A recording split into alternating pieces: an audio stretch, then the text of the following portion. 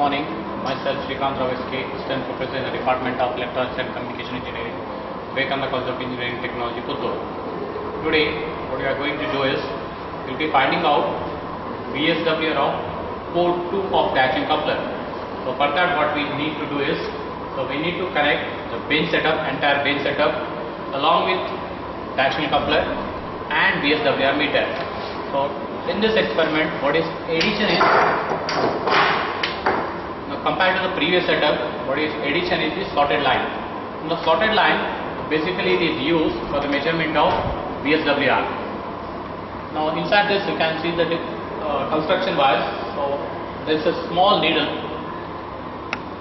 There is a small needle inside that. That needle, it is detecting the voltage maximum and minimum point, and that needle can be moved from one end to the other end.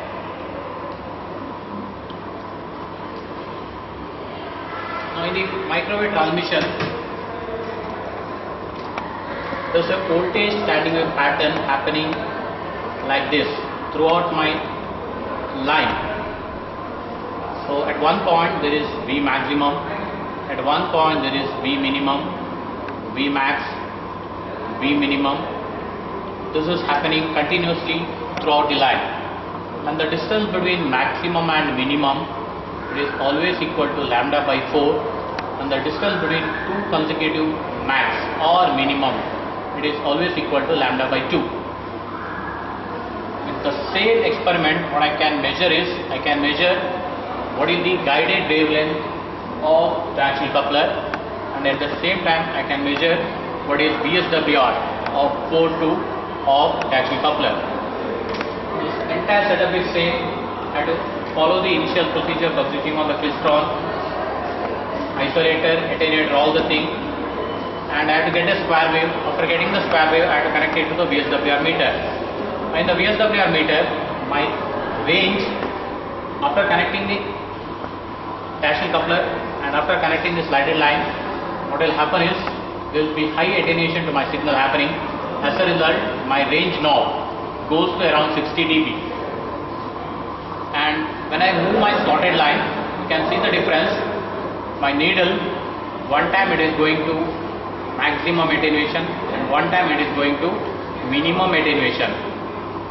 Now if I move like this, my needle, it is going maximum in the clockwise direction.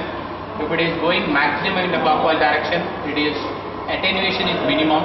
If attenuation is minimum, voltage is maximum. So that means my slotted line, it is detecting V max point.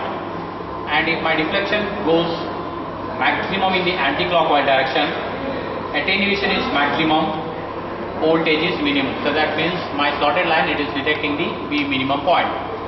And this is successively happening throughout the line.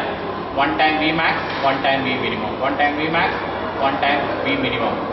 So next what I have to do is, I have to find out where is the minimum attenuation or where is the maximum deflection in the clockwise direction. Now this is the maximum deflection in the clockwise direction. I will find out where is the maximum deflection in the clockwise direction. I will increase the gain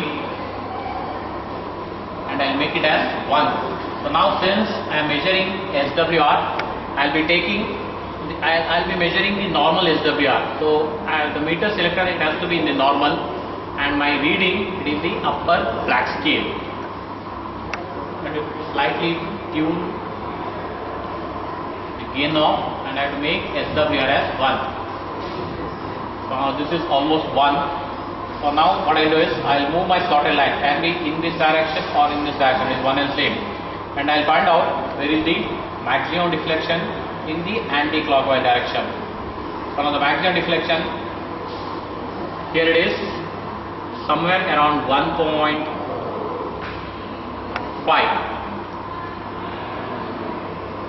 The upper black scale, it is for the measurement of normal SWR. Now this is almost around 1.4 or 1.